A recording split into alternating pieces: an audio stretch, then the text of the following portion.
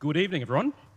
I'm Tim Supomasan, Chief Diversity Officer for the university, and I'm delighted on behalf of the Vice-Chancellor, Professor Irene Tracy, to welcome you to tonight's Sheldonian Series, where we'll be exploring the power of satire. The Vice-Chancellor isn't in Oxford at the moment, but you'll be seeing her very shortly via video.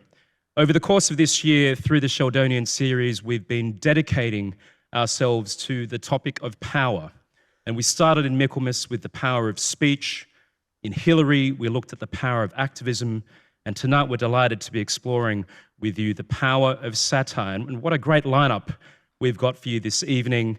And it's going to be a conversation chaired by the one and only William Whyte, Professor of Social and Architectural History.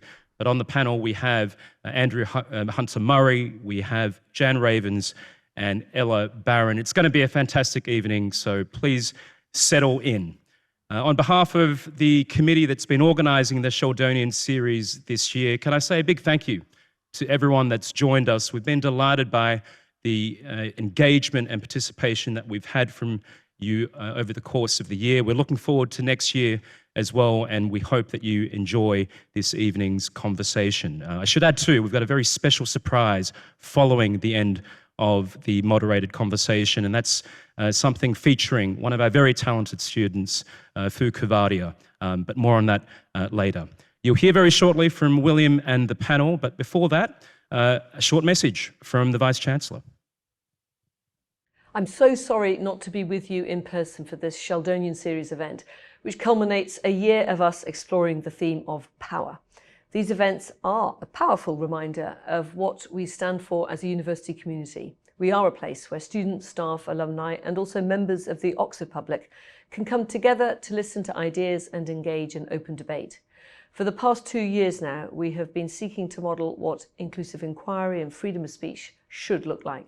And I'm thrilled to see our events so well attended. Thank you to all of you for being part of our series. This evening, we turn to the power of satire, a theme that feels especially fitting in today's world. As they say, you can either laugh or cry. At its best, satire is about questioning authority and asking us to challenge our own wisdoms and conventions, something we need, I think, more than ever. I'm delighted that you'll be hearing from 3 outstanding satirists this evening, led ably by our very own Professor William Whyte. It's going to be a very lively evening and an entertaining one. William, over to you. Well, I can only think it's a good thing that we managed to frighten the Vice-Chancellor into another country by the promise of satire. And on behalf of the university, I also extend my welcome to you. The Sheldonian is, in many respects, the ideal place to be discussing satire because it was built for that very purpose. Right back into the 16th century, the end of the university year was marked by the Oxford Act, which was a celebration, but also an opportunity to poke fun at the leading figures in the university. And every year, the terrae filius was elected, the son of earth was elected, who would stand in the heart of the act and deliver a speech in Latin, poking fun at everyone who was important in Oxford. And it was almost always a disaster. What almost always happened was that he went too far and as a result provoked a row. In 1651, he provoked a riot and the soldiers had to be sent in to break up the Oxford Act. And it was a result of that that the Sheldonian was built, because the act took place in the university church. And it was decided it was inappropriate for that to be in a sacred place. And so this was built to house the Oxford Act. And on the 10th of July, 1669, the first great ceremony held in this place was the Act. And the terrae filius, graduate of Wadham, stood up and delivered a talk of such utter scurrilous filth that he was immediately arrested, imprisoned, and expelled from the university. But But the act went on until 1713, when the Son of the Earth for that year was so disgusting and so awful that not only was he imprisoned, but his speech was burnt by the public hangman as an example to everyone else. And a visitor at that event, the wit and Whig Richard Steele, wrote of anyone who would stand here and satirize again. He said, and I quote, "Let such a one know that he is making fools merry and wise men sick. And in the eye of considering persons, he hath less compunction than the common hangman, less shame than a prostitute." Which brings me to our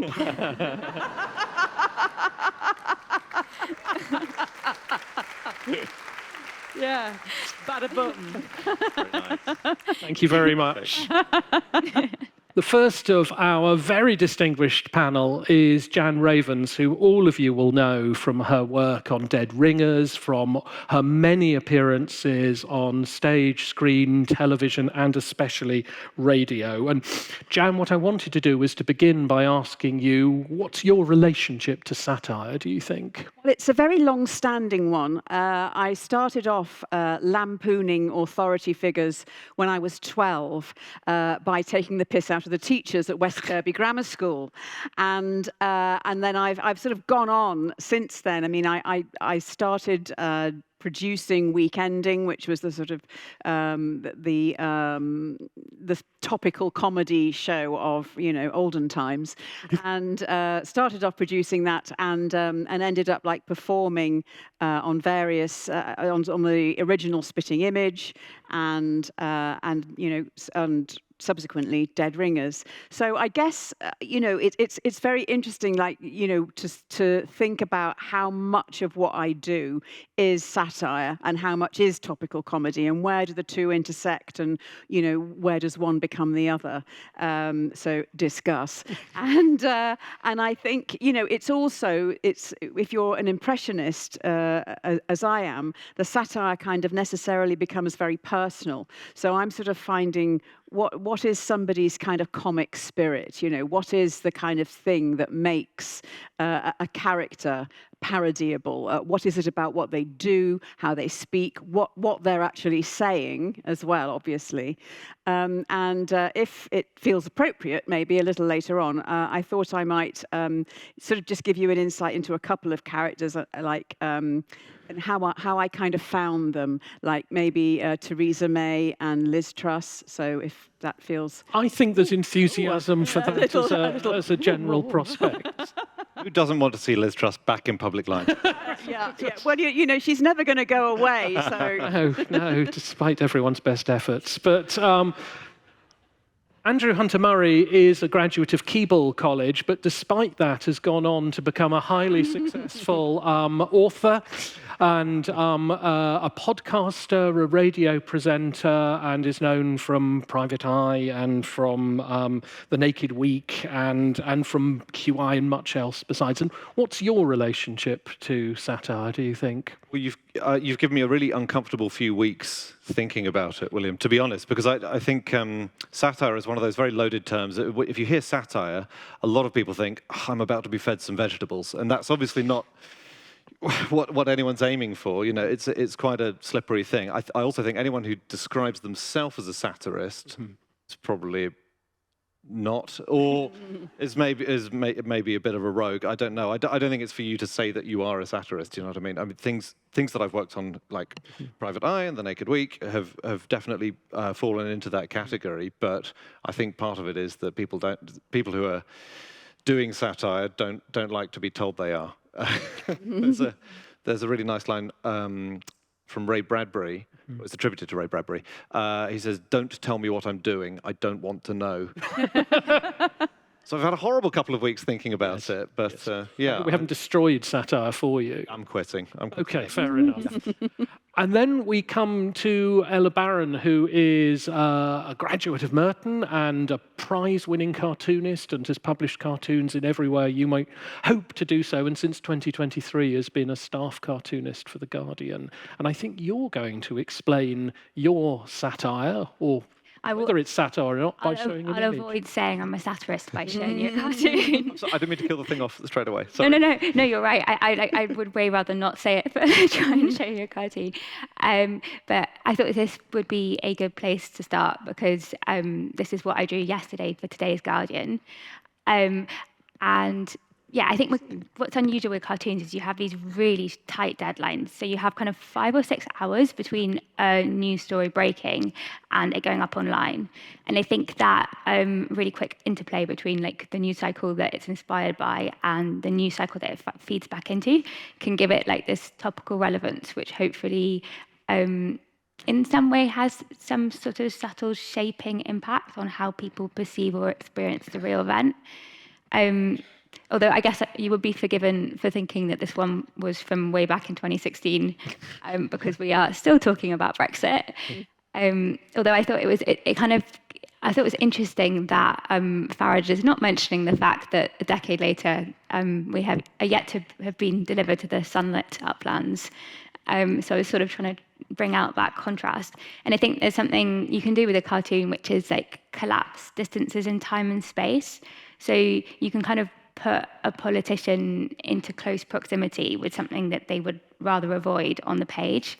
And that can be like its own kind of reckoning or accountability. Like a way to hold power to account in some way. And I guess the other way, I think maybe sometimes it's just like a twist on the news that gives you a new perspective on it.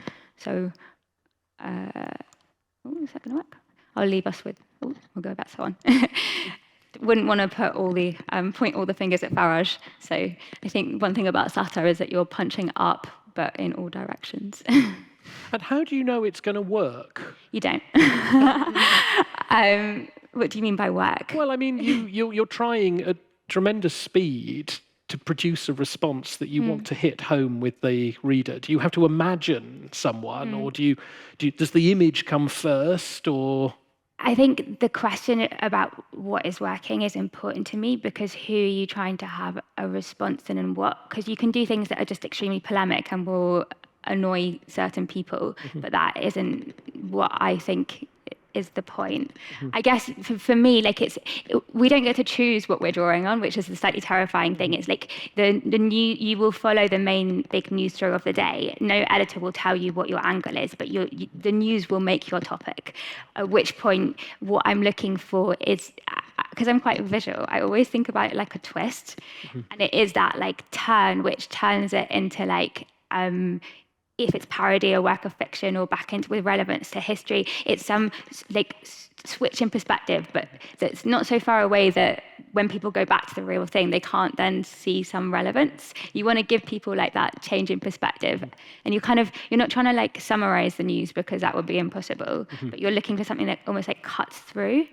And it doesn't quite encapsulate it, but it creates some angle for people to understand it differently, maybe. Not always like a poem, isn't it? It's like the way a poet sort of distills things into, a sort of really economic way of saying something. And that's what I think so brilliant about it, is that, you say so much just in that, you've set, so we've got a monitor down here, that's why I haven't gone mad. You say so much in one picture. It's brilliant, isn't it? It's like a little nugget. I think part of that, the conciseness of cartoons comes from the fact that you are working with what's already in people's head. So what you're really doing is giving them a way to, that's again the twist thing, is you're like navigating their existing knowledge and turning it. If they haven't read the news or they don't know the thing you're parodying or the reference, it doesn't work. But like you can fit so much in that because it's already in your head. And that's what the kind of why they can be like politically influential as well, or funny because they're twisting something that's there. Yeah. And is that very different from what you're trying to do, Jan or Andy? Well, I think the thing about what we're doing, for example, on Dead Ringers, is that we've got a longer time and many different angles, and so a sketch can be like 30 seconds or a minute, but it's not generally that much longer. So there are there's many there's the cannon is being fired in all directions, and so. And I mean, lots of people say with Dead Ringers, they kind of say because we did do 7 series on the telly, but, people, took no compunction had no compunction in telling us how much they preferred it on radio. And we were going, actually, we quite like doing it on the telly. But yeah, because people do like to kind of just be in their own space and imagine those characters, in all those different scenarios. And of course, it's much cheaper to do it on the radio because you don't need all the sets and the makeups and the costumes and everything. And how do you know what you're doing is working? Sorry, now pursuing your... Working is a really interesting one, because what is the meaning of satire working? If it, if it's, does it bring down the government? The answer is 100% no.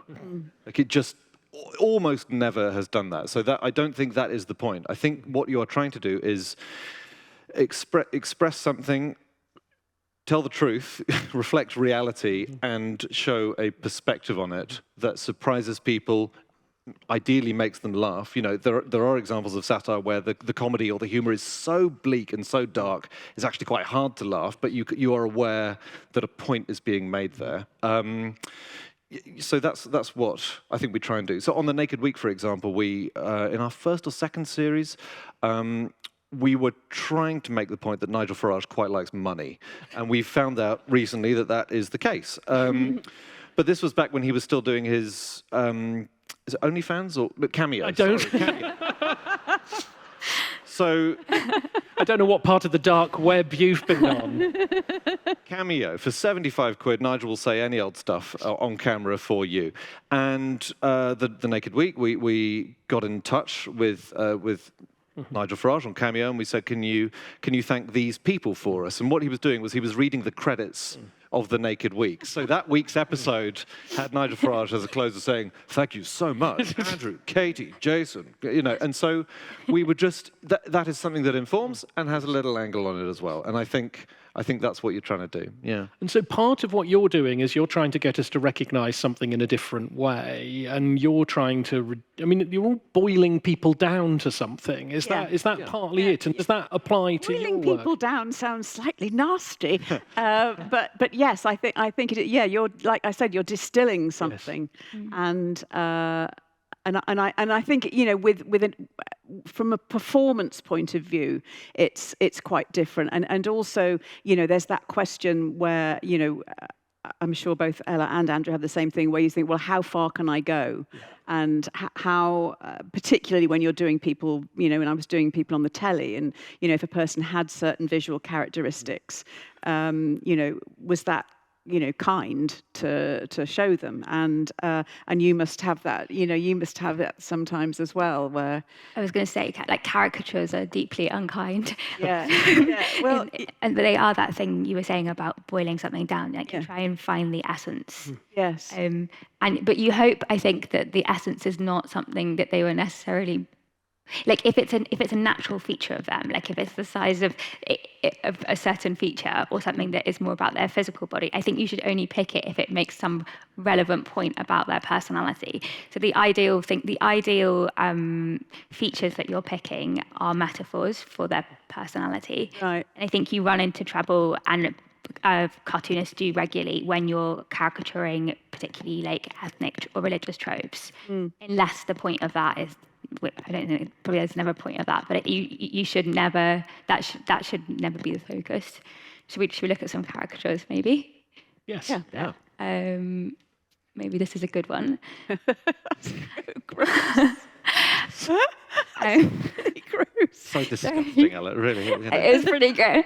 But I think Trump is an interesting one because he's so frequently caricatured that he's very hard to cut through to. Yeah. And I thought this was different. Brilliant. And we always think of him in this very humorous way, and he's deliberately designed himself in that way. And I was kind of interested. This was around the beginning, well, the ongoing Iran war.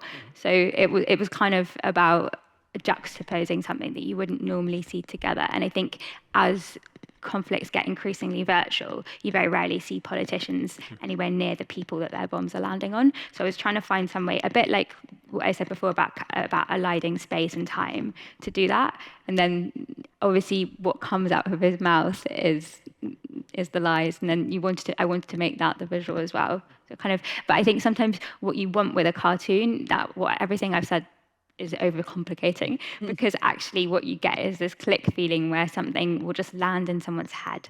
Because what you want is like the first time that they see it on a newsfeed, or they see it when you open the paper, that before they've even had a choice about whether they want to read your opinions about the Iran war, that image is already in their head. And then if it's a good caricature, next time you look back at his teeth and see that they're kind of strange coffin shapes, you would have twisted the symbolism of that visual into something that makes a political point. Yeah. And you're part of a kind of tradition of people doing this. I mean, are you conscious of being part of a tradition? I mean, anyone conscious, because satire, particularly in this country, has a very long... Yeah, but when it's sort of, it doesn't sort of feel that long to me. I mean, in the sense that, the culture of deference only really stopped in kind of 1960 or something with Beyond the Fringe, and then TW3, and that all developed. So that's sort of not that long ago, actually. I mean, there was as you would Addison and Stewart, Pope and Swift in the 18th century, heyday of satire and all that. But then it kind of went away again, and the Victorians, about as satirical as you got was Gilbert and Sullivan, and I am the ruler of the Queen's Navy and all that. There was really not much satire around. I don't believe. Maybe somebody can tell me different here in a very academic setting.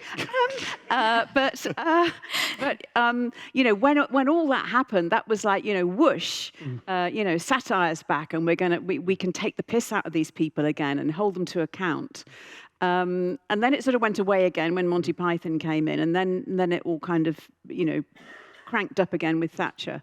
But all the time, from a personal point of view, satire was very, to a certain extent, still is very male, and present company accepted.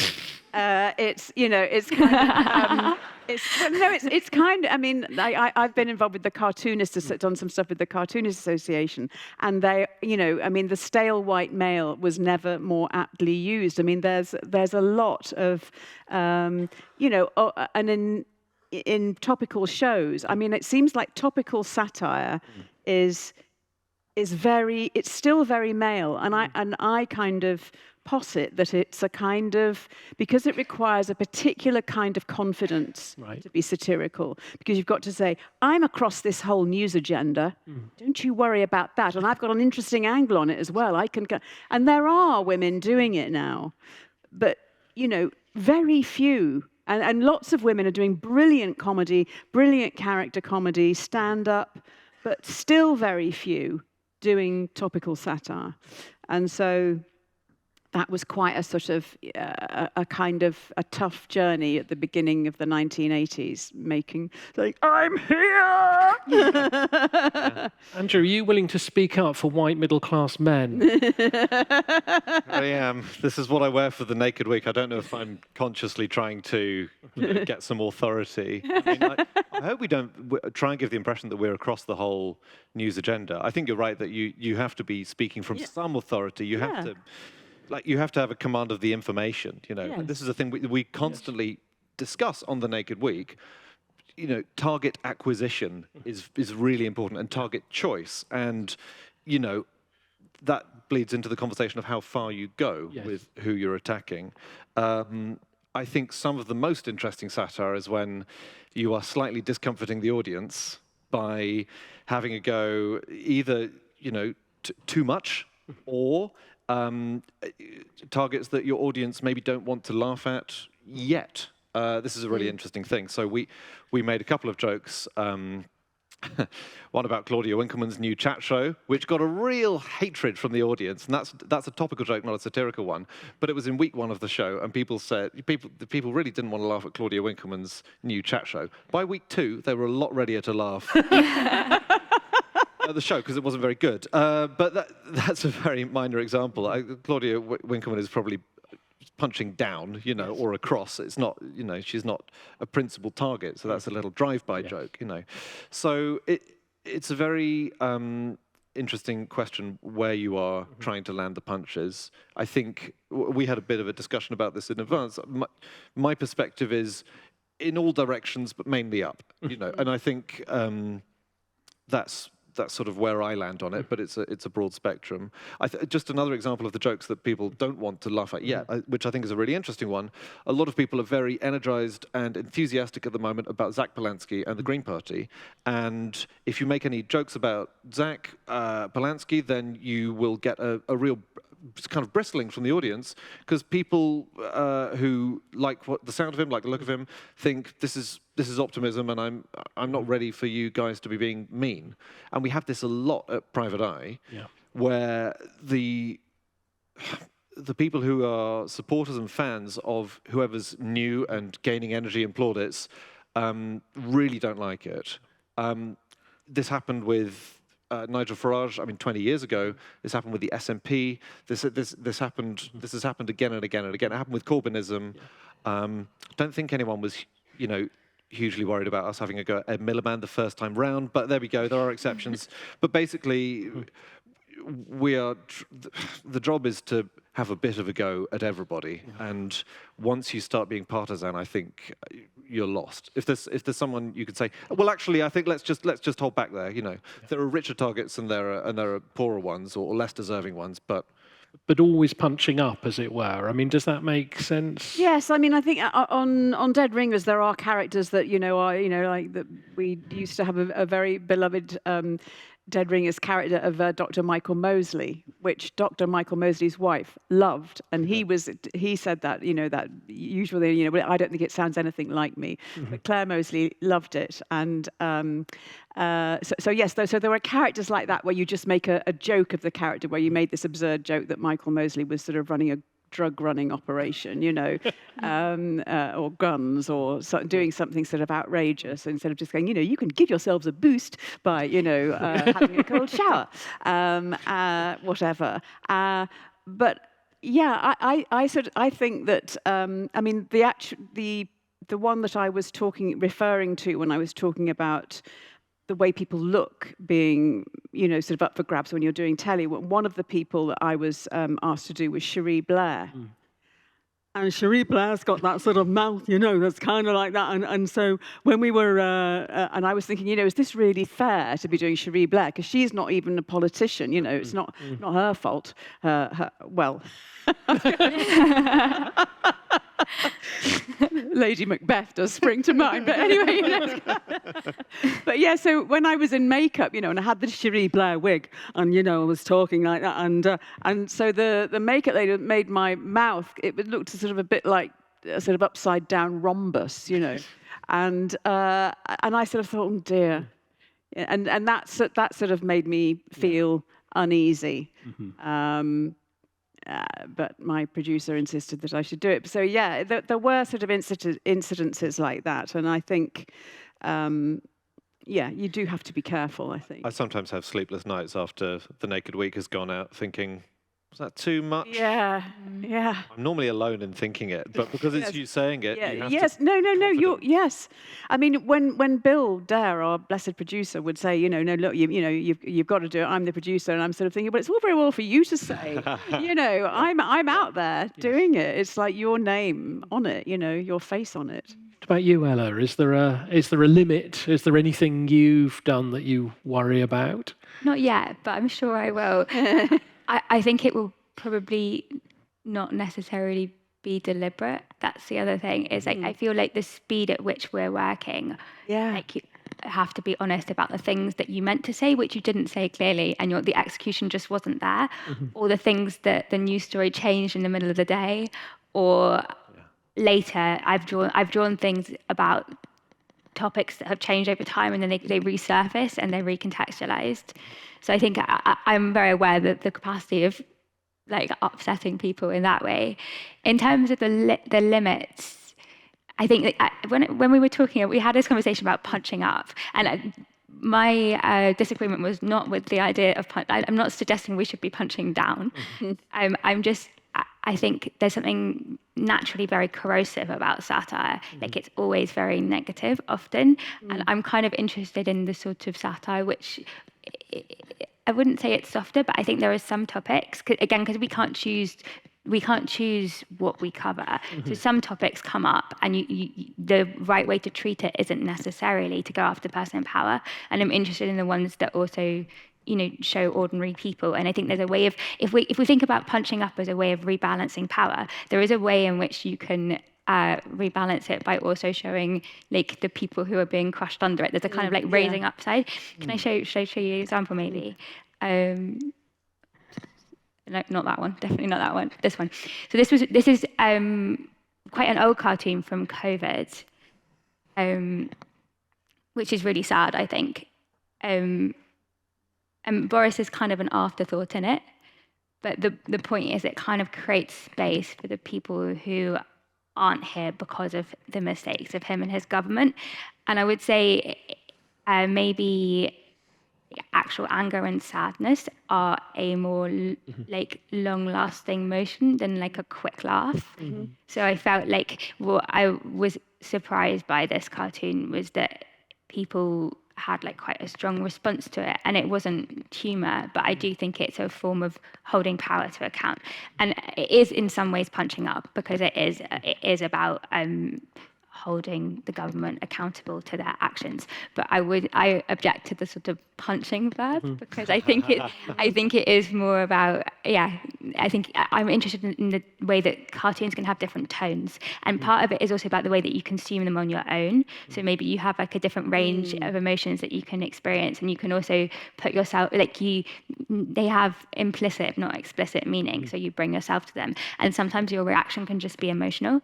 And I think if you can elicit like a real emotion that isn't just laughter that goes, I think that can be quite powerful. I mean, I guess that. Oh, sorry, Andy. Can I just jump in? I think it doesn't always. I don't think satire always has to be negative or pessimistic. As in, when you're making a joke or making a point, or ideally doing both.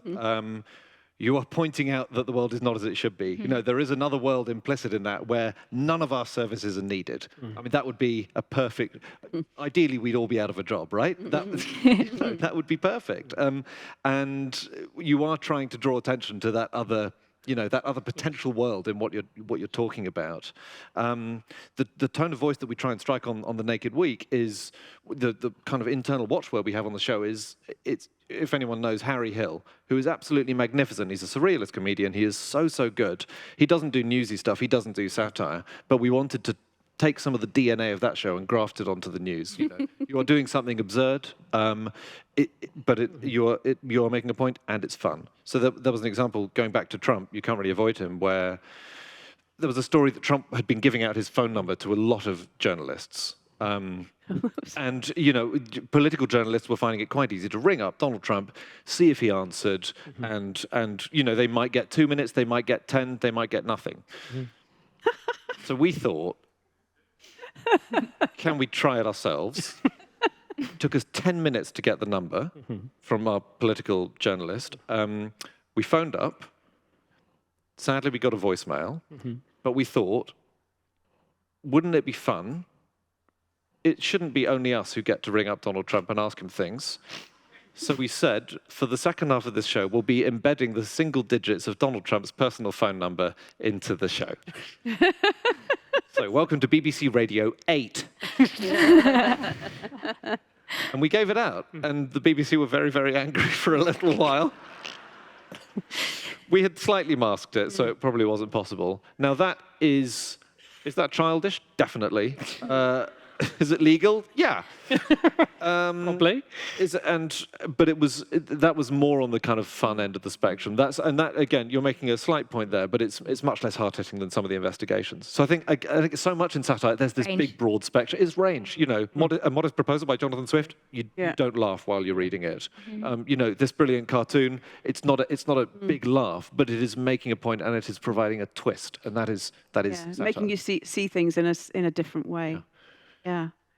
I was I heard that show go out. I thought that was so brilliant. And I thought, God, what? Because John Holmes, who produces The Naked Week, also now, since our Bill Dare died, produces Dead Ringers.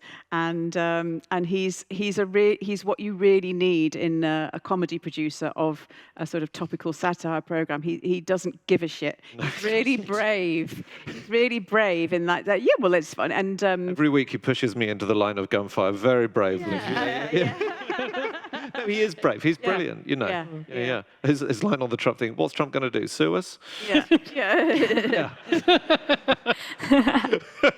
It is very funny, very funny. It's very interesting. We've just done a tour of the country, and for our 25th anniversary, and it's very interesting the different reactions, you know, different sketches get wherever you go, there's one sketch that we do with Emily Maitlis, you know, come and be dazzled by my fierce intelligence and shiny brown shins. And Emily Maitlis is interviewing David Cameron. And this is like it's a sort of chronicle of the last 25 years. So this is back just after Brexit. And David Cameron is being interviewed by Emily Maitlis, and she's sort of like, thank you for, inviting us to the palatial surroundings of your shepherd's hut. But they play in this speech as if it's by David Cameron saying, and he says something like, I used to think that I was one of the great political minds of history. But following this Brexit disaster, I now realize that I am one of the great arses of history. And this just gets the most huge laugh and a round of applause. And then he says, I'm misquoting, but he says something like, what is it? It's like, I called this referendum not even thinking that we could ever lose, and that's the kind of stupid, entitled bellend I really am.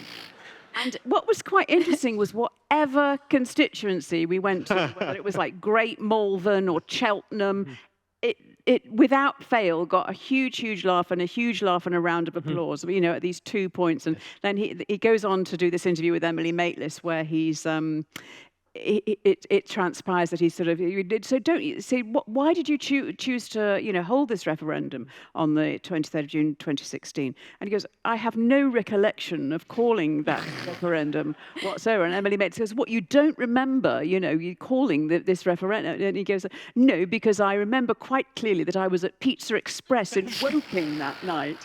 There's the parallel with the Prince Andrew thing, but yeah, the camera, these reactions to people. And then we did the Royal Variety Show where we were doing a sort of celebrity traitors parody.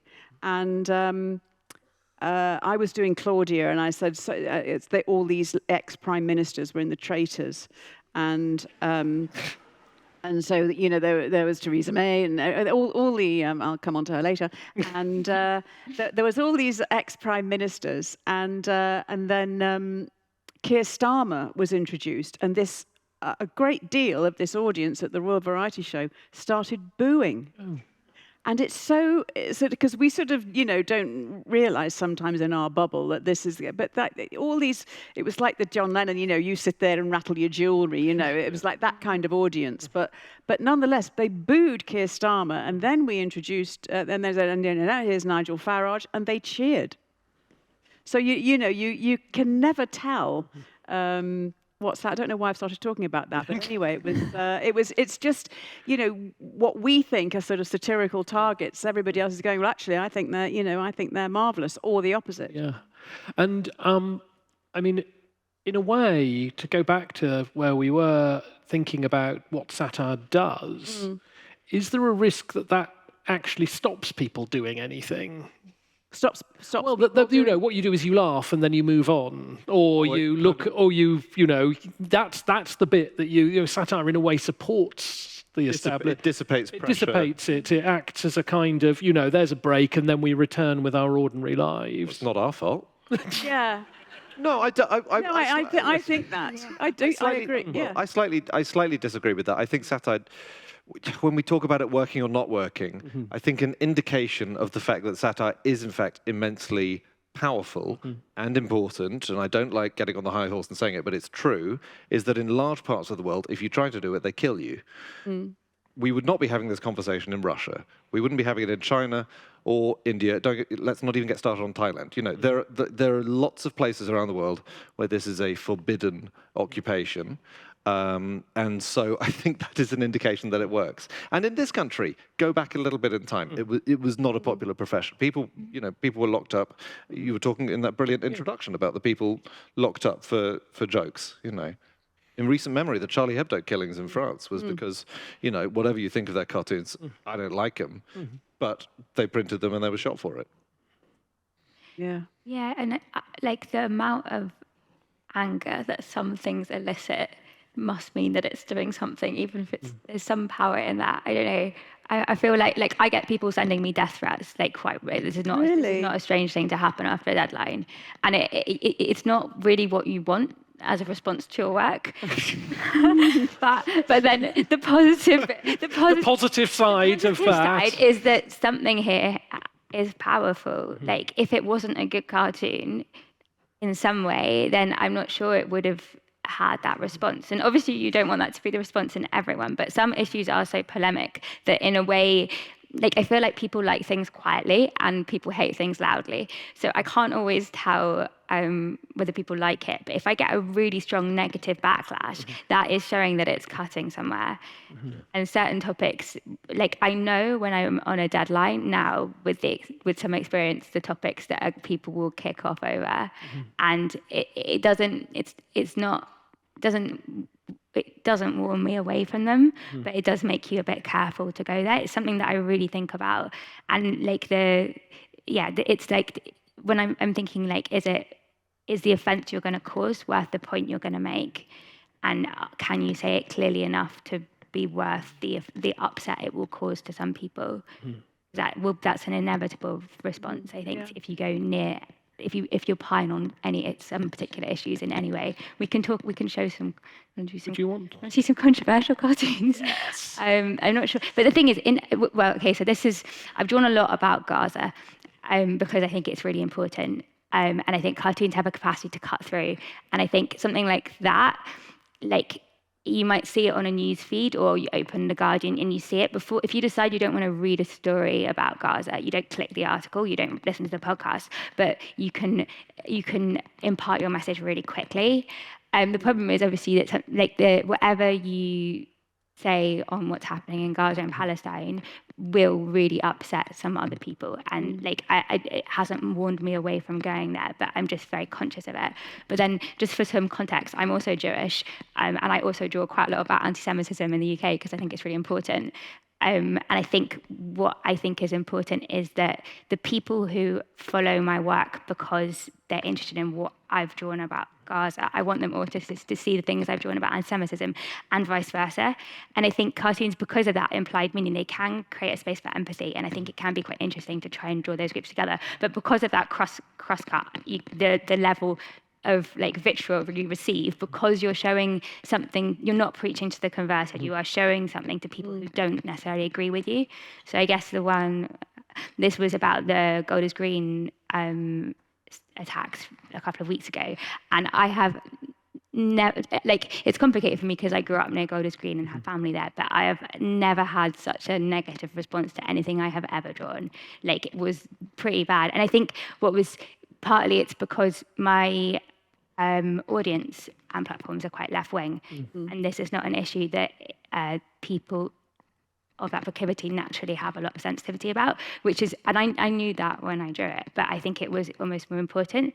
And probably also I got a lot of people being like, I'm going to unfollow you because of this, and it's really sad that you've followed me because of all the stuff I've drawn on Gaza, and now you found out I'm Jewish and I also care about this, that it overreaches it. But if you can, I think sometimes satire can just create a space for dialogue, and I think that's really important. And most important, in a climate where we are lacking some nuance sometimes, and that sometimes it creates that perspective, ability to see things from a different perspective, which is maybe what is missing in some of that lack of nuance. I think that's really interesting. And I mean, reflecting, on your practice, as it were, as satirists, I mean, I think, there you're having to make quite careful judgments, or at any rate, you're intensely reflective about what you're doing. Is the time to do that, or are you doing that every time? I mean, again, you're.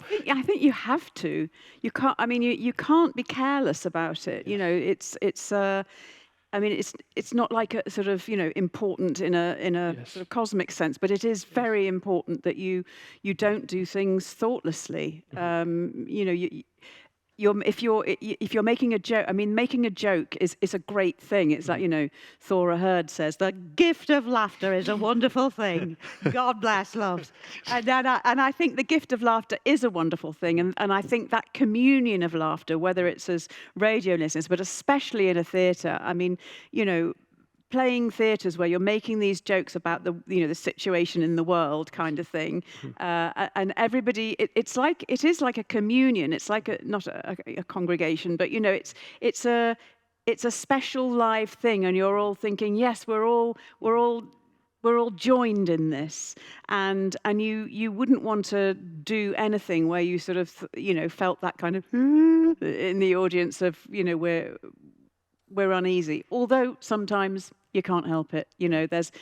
And I do think that the whole other thing that you need to be able to offend. You've got to be able to have the freedom to not to offend anybody, but I think that people. You can't be too soft. Yeah, I think there's a very interesting thing. Satire probably should sometimes irritate all of its audience at different times and in different ways, because otherwise we'd all have one opinion and it would be the right one. I think that it's a really important social function that it does have. The thing that got me interested in any of this is a front cover of Private Eye magazine, where I now work, which was the Princess Diana one, the one just after she died, 1997. I was 10 years old, and my dad brought it home. I didn't understand any of the jokes in it, but the front cover had a picture of the crowds, the morning crowds outside Kensington Palace, and there were 3 bubbles. First one said, "Aren't the papers appalling?" Second one, "Yeah, I couldn't get one anywhere." Third one, "Borrow mine. It's got a picture of the car." So that was having a go at the audience, really, because there was a mood of what really bordered on national hysteria at the time, and an incredible prurience from the people who had made their living out of Diana in life and were now making a living out of her in death. It was unbelievably unpopular. I mean, the next issue was, half of it was letters. And a lot of them incredibly angry. "You are the things that live under large flat stones covered in green slime." That's a quote from one of them. There was a very, very negative reaction, but I think there were people who were thinking, hang on, there is a lot of hypocrisy in this moment, and the columnists going from, "She's a bad mum, she's dreadful, she's like messing around with Dodie," to the next week, "She was an angel, she was such a good mum." You can make that point, and it will annoy people, but groupthink is the big enemy, I think. And how did you get drawn into this world, Jan? What? I think it was sort of by chance, really. I mean, I was doing a show in Edinburgh, just a sketch show, and I was doing some impressions in it, and Jasper Carrott came to see it, and so I got onto this Jasper Carrott telly show called Carrott's Lib, which was broadcast live every Saturday night. Saturday Night Live? No, well, yes, it was. Yes. It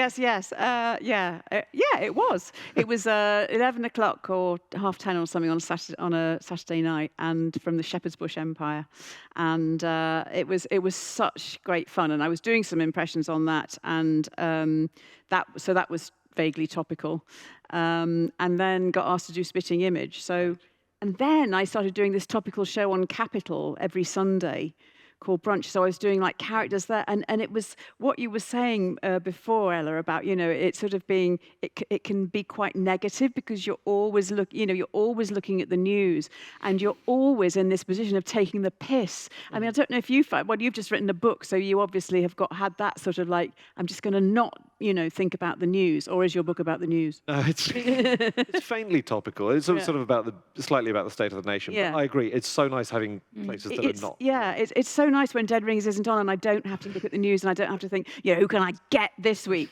And actually, as a sort of contradiction to that, there are a lot of impressions that I do because I love the person, because I want to kind of have a go of being them, you know, and because it just sort of feels nice to be in their shoes, you know.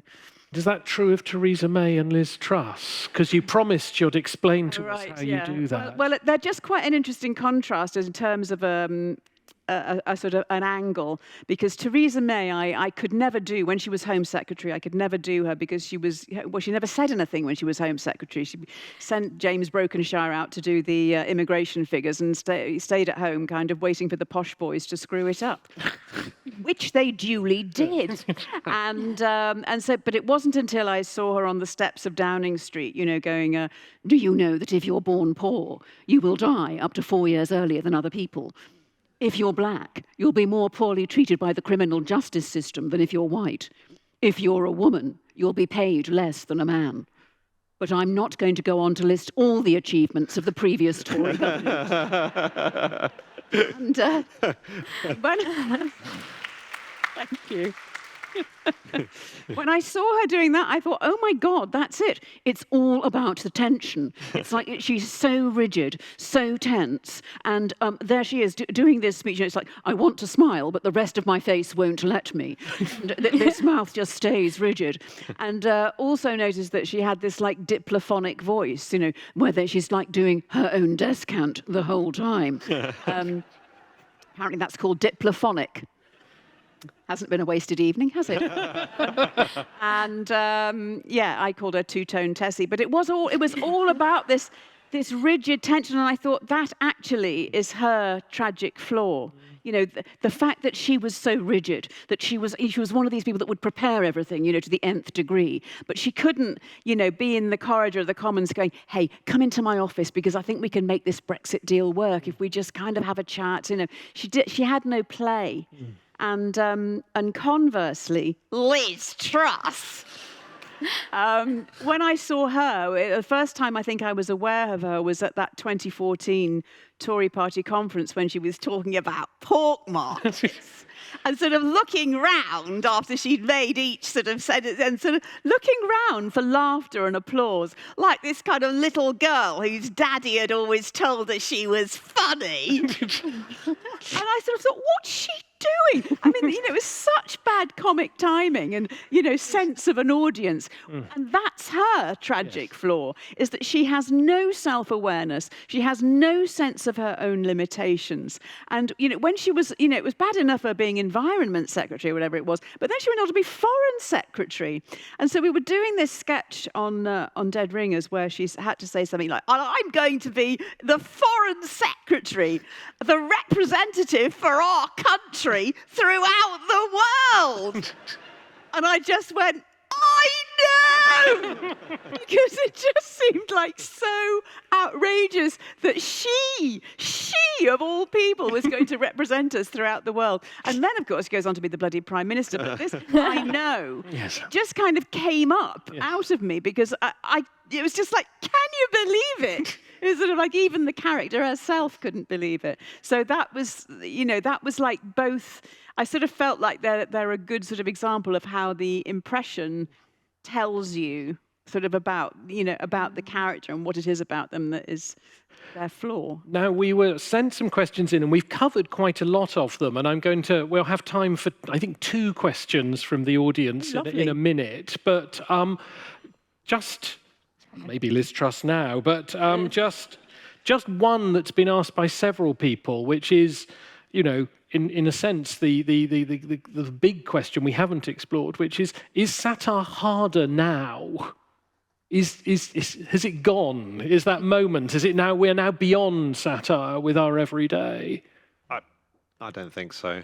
I think people have been saying this for a really long time. I think satire always responds to the dominant cultural moment it finds itself in. In the 50s, we had a more rigid and deferential society, so satire was responding to that. I think these days we have a target-rich environment. I don't know about you, a lot of people say to me, must be great for you, mustn't it? You know, must be lots of work. No, it's not. I would give it all up for a well-managed country. I did find there was a definition of satire. I was talking to Ian, the editor of The Eye, about it, and he said that he gave me a Horace line, "The truth told smilingly." Oh, that's so it's nice. It's really nice, isn't it? And I looked up the reference, because I wanted to make sure of my quotations and all of that, and I found a copy of Horace the Satires, Book 1, Satire 1, Part 1. Everyone is discontented with their lot. So, no, I think we're fine for another 2,000 years. I think we're okay. Yeah. Ella, I definitely agree. I think maybe like someone like Trump, who's the person who people always say like Trump is beyond parody, and I think he's resistant to caricature maybe slightly because caricature relies on exaggeration, and I think he there's not a lot of headroom above him to exaggerate into absurdity. So the kind of parodies he's already self-parodic, so it doesn't really work. But I think there are lots of other forms of satire, and the ones that I'm more interested in maybe than the kind of more absurdist streak are more about like juxtapositions or framings that help you see through something. Yeah. And I think that is like very valid. Yeah, that's what your thing of Trump does, that cartoon of his mouth.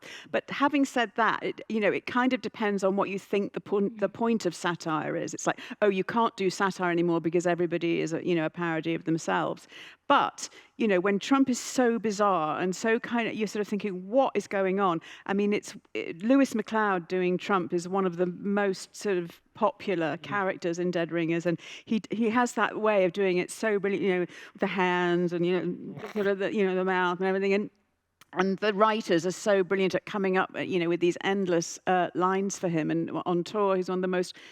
He opened the show, it's a cold open with Trump coming on and doing a monologue, and it changed, all the time. And I think people, it's like one of the points of satire to me is that sort of communion of being able, giving people the power to laugh at these arseholes, that's what, which is kind of, yes, you may be a wanker, but we're going to bloody laugh at you all together, And I think that's, one of the points. now, are there any questions in the audience that do not need to be? Yes, there's one just over there. I think a microphone is heading your way. I'm Hattie. I'm here from Cherwell, the student newspaper. Lots of you have touched on this idea of like satire going too far, and obviously there's a legal aspect to that and a legal protection that comes with, doing satire for the BBC, Private Eye, etc., The Guardian. Other papers or freelance journalists and satirists don't have that protection. What do you think that means for satire as a practice? Sorry, who doesn't have that protection? People who don't have the protection of, say, the BBC, Guardian, big institutions who are just working freelance or trying to get into the industry. I think it does make a difference. It probably does have a bit of a chilling effect. I mean, people sue us all the time. There are always a few legal things working away in the background, despite there aren't the big libel trials that there used to be because the laws changed a bit. I think it probably does have a slight deterrent effect if it's just you. There's been a case, I think, in the High Court today of a couple of reporters from a London media organisation who they're journalists, not satirists, but there was a concerted attempt to shut down their reporting on a story, and that, it does happen, and I think there's a depressing aspect of it. There's one more over there. With the developing of AI use in our society, how do you see satire developing with it, against it? AI AI hasn't got a sense of humor, is what I think. It's like, I mean, I did a voiceover a while back on I had to be Jessica Mitford, not do a parody of her on a documentary. And they had an AI version, which they had sort of binned because they said the AI version had no sort of humanity or warmth in it. And I said, oh, could I listen to it? And it was like an absolute, I mean, it was brilliant. It was a really sort of accurate impression of Jessica Mitford, but it didn't have any warmth in it. It didn't have any humanity in it, obviously, and it just didn't have any humor. And I mean, I'm sure, you know, it will develop that, but I kind of think that, and, you know, you can deep fake things, which people do, and that's an issue. But, and yeah, you can nick people's voices with it and do what you, but what we do, I think AI still can't do, and so we need to hold on. It's hard to explain why a good joke works, or why something is funny, or why an impression is good, or why a cartoon is. Like, you can't write a formula for it. Yeah. And it's quite hard to teach someone else. And by that basis, I think it's quite hard to make AI do it. I think. What do you think, Andy? Yeah, I'm a skeptic on it myself. I don't like it at all. So what are we saying that maybe satire is actually the most important thing a human can do? Just leave it there for you. Yeah. On that bombshell, the time has come for me to say thank you so much to our panelists for this wonderful discussion, and thank you for making us laugh as well as everything else. So a round of applause, please.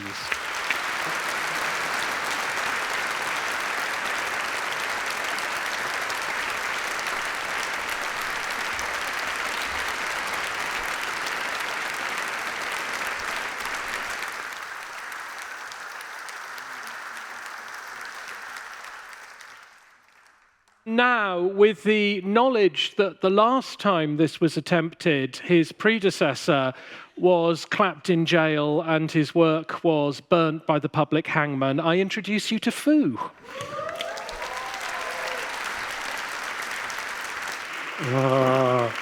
Hello. Hello, everyone. That's quite an introduction. William also told me I have to do this whole thing in Latin. So I hope everyone has a good speaking knowledge. I only know one word, which is the Latin word for DJ. Avicii? Now, before we begin, I just want to acknowledge something, which is that you've just spent the better part of an hour thinking about comedy and what it means to be funny and the power of humor. And as a comedian, that means you are the worst audience I could possibly imagine. You know, I'm essentially performing to a crowd of newly endowed comedy critics, you know, with I can see the hunger in your eyes, waiting to see what kind of satirical comment the student has prepared for you. I see your hunger. And so I just need to say we all just need to relax a little bit. But I do feel prepared for it. As a comedian, sometimes you get booked for gigs that are in theory sensible, but in practice not so bueno. I once got booked to do a stand-up show on a boat in Berlin. And I didn't know when I was signing up for it, but the majority of the audience of the show were German high schoolers from the Bavarian countryside.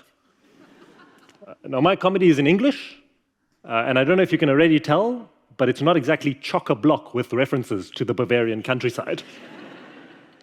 So it was a very quiet audience, but more than that, there was a sense of palpable sadness that permeated the room, which I had to address at some point, and I asked the teacher, and they explained, oh no, they came straight to the comedy gig after a full day of video presentations about Germany's role in World War II. That's a lot of pressure for me to cheer them up. You know, I was there doing my silly one-liners like, violence is never the answer. Except when the question is what is never the answer, then it's violence. Violence is then the answer. Oh, they were having none of that. They were just sitting there processing their post-war guilt, nauseous from the rocking of the boat, just solemn, staring down at their Birkenstocks. And so do not worry. I know that sometimes you're not always ready to laugh. That's why we're having this moment to just exhale. Okay, it's just me then. Exhale, relax. Just remember, the tickets were free. I'm only going to do like 5 minutes. And I definitely don't have anything that is going to get me burnt by the town hangman. Hang person nowadays. Yes. So in a moment, I'm going to return as a comedic character. Ooh. Oh, there we go, we're getting into it. Okay, I'm going to return as a comedic character now that that preamble has been provided. Okay.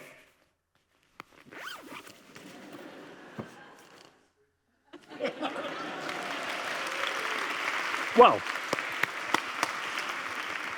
Now, thank you to our panel. I mean, it's always fantastic to remember that smart people exist outside of the world of commerce, which is my world. I think I need no introduction, but I'd love to give it anyway. My name is Jonathan Beaumont Patel, but my mates here when I was at Brasenose called me Jonty. So let's keep it casual tonight. You can call me Jonty Beaumont Patel, please. You know, since I graduated about a year ago, I've been in consulting. Business cards on the table. I'm not yet employed by a firm, but I am what Mummy likes to call pre-McKinsey. I don't mean to brag, but it means a lot of the work I do is pro bono, which, if you don't know, is named after Bono, which, if you don't know, is the famous philanderer in the global south. You know, I spend most of my days just phoning up CEOs, just saying, it's me, Jonty, Tutu from Brasenose, and if you care about the future of your pharmaceutical / oil and gas / fast-moving consumer goods business, then by golly, you want to hear what I've got to say. And one of those phone calls reached the Vice-Chancellor herself. And she was impressed. She also owed Mummy a favor. So here we are, I've been hired by the team to make this talk more actionable. Because if you're anything like me, and I don't think you are, but if you're anything like me, you've been sitting here thinking, okay, this is all good and well, but how does it help me get ahead in the workplace? How is this man from QI going to help me achieve my Q2 KPIs? Right, and that's why I'm here, to present a presentation about how we can use AI to optimize your satire skills at work. Let's get going. Thank you. I don't know if you can read that, but this says, why has satire become essential in climbing the corporate ladder? So as we've heard, satire is the use of humor to expose people's follies and vices and weaknesses. And that has never been more important than in this current moment. I'll tell you why. Look at this shocking graph. Now, I don't know if those at the back can see this, but this is the number of children of official age who should be in school but are not in school. And at the beginning of the century, we have 400 million children who are out of school. But now, by 2023, we only have 250 million children who are out of school. That is 150 million more children who are now in school than there used to be. If the penny hasn't dropped, folks, 150 million children are coming for your job. Now, I've done my own statistical modeling, and I've seen that over the same period, what that means is rising competition in the labor market. And with that, it means that the need to expose the foibles, flaws, and vices of your others has never been more important. Satire can be an effective tool to make fun of your colleagues. Now, I hear you ask, but Johnny, how can I do that effectively? Well, great question. Find me on LinkedIn. Okay, there are 3 steps. I've forgotten about all the noises. Okay, 3 steps to satirize your colleagues. The first one is you have to identify their foibles, vices, and flaws. This is key. Now, to make this more concrete, I'll give you an example of how I used this recently. Daddy was up for a promotion at the bank. He was up against one other candidate, Lucian. So, Daddy and I did some following. We followed Lucian. We hid in some bushes. We watched him outside his house. And we found out something very important. Lucian was quite an indecisive man. Lucian was at this Chinese takeaway, not able to choose between rice or noodles. So we knew something about Lucian. If we're able to point out his indecision, he's going to look like a real wet duvet in the eyes of the hiring panel. So, step 2, choose a format for your satire. Now, obviously, we could have drawn a cartoon of Lucian. We could have done a character of him. We decided that Daddy should perform a rap at the next all-hands meeting for the company. But I suppose you are not interested in hearing any of the lyrics from that rap. Oh, okay. I sense a little bit of interest. Okay, fine. You forced me into this. But for this to happen now, I'm going to need a little bit of a beat. Okay. Remember, this is Daddy at the all-hands meeting. Yeah. Lucian, you hum and you haw, you dilly, you dabble, you make me appalled, you make me appalled, you make me appalled. You take your eye off the ball, you make the projects all stall, you make the revenues fall. Lucian, you hum, you haw, the bank needs something more, a leader with decisive calls. Prepare for backlash. Like Daddy had to answer a lot of questions after that. Why have you done this? Is this workplace bullying?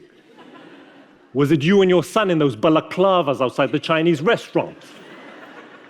And to that I say, don't worry about backlash, because I have a proudly British invention that you can whip out anytime someone accuses you of harassment. All you have to say is, it's just banter. Scot-free. You have what we call a plausible deniability. Haha, very good. Okay. Well, now you can see that the key takeaway from this message is enhancing your satire skills will enhance your opportunities for upward mobility.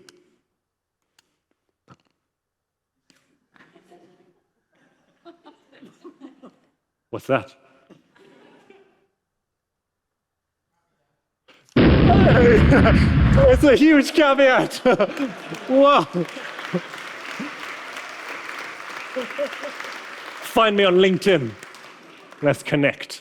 There's a huge caveat here, which is that, I think what a lot of satirists get wrong these days, and I hope you don't mind some free advice, is you end up going for people who are powerful, people who hold influence, punching up, as you called it. But what you might not realize is that could actually affect your future chance of earning. It could affect your reputation. Some of these people may wield power over your lives. You may be at risk. So I propose punching sideways and down. I think we need to go after our colleagues, other people in less fortunate positions. But I do understand there's complexity here. In some professions, you actually want to signal that you are politically savvy and engaged in political satire, biting political satire. And what do you do then? Well, I go back to a very inspiring example of this. Where I really, when I think about this a lot, in May 2026, the University of Oxford hosted a panel on satire. Now, this was a master move, because the university itself does not need to say anything about anyone, any specific organizations or people, and yet it can come across as supporting the idea of satire, this counter-cultural thing, without actually naming anyone. We didn't even have to talk about any arms dealers, any corporate landlords, any market manipulators, because they may want to donate.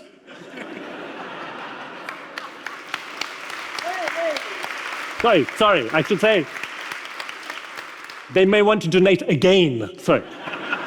It's very key. That's very key. Yes. Now, with that in mind, AI and your satire workflow. Now, you might be asking, how can AI improve this satire? But that's not the right question. You should be asking, AI can improve this. How? Because AI will disrupt every industry, including the peer-to-peer satire industry. Right? So I've done some trial experiments with ChatGPT on my university Edu account. And I said, Daddy and I are looking to point out the foibles of his colleague Lucian. What can we do? Come up with some ideas for how we may satirize him. And it responded, absolutely, called me Daddy. I don't mind that. It said, Lucian's trait is indecision, and then it gave some examples of what we could do. It said, Lucian doesn't make decisions, he facilitates ongoing optionality. I love that. And then I was wondering, could we push it further? Did Daddy and I have to be in the bushes and take those photos to identify Lucian's flaws? Is there a way AI could identify Lucian's flaws? So I asked it. I said, if I present you a LinkedIn page of my colleagues, would you be able to identify their flaws, foibles, and weaknesses? And AI said, certainly. Please upload the LinkedIn profile and I'll perform a morale-sensitive reputational texture analysis. And I think, look, AI does know that what we're doing is slightly cheeky because it says it's going to extract comedic opportunity clusters. I thought it was very good. But you must be aware of hallucinations in the AI because it also said something about, if someone on their LinkedIn says something like, oh, I'm humbled to say this and that, that means that they're not actually humble, which I don't understand. I do this all the time, and I'm not afraid to say this. I am the most humble person. So hallucinations run rampant. Now, before we close, it's only fair to ask, are there any questions? Oh. Yeah, I have a question. How dare you? It's Daddy's colleague, Lucian. Okay, quick. Just distract him with a decision about how to paint his bathroom. Look, Lucian, violence is never the answer. Oh, gosh. Except when the question is what is never the answer. Then the answer is violence. The violence is never the answer.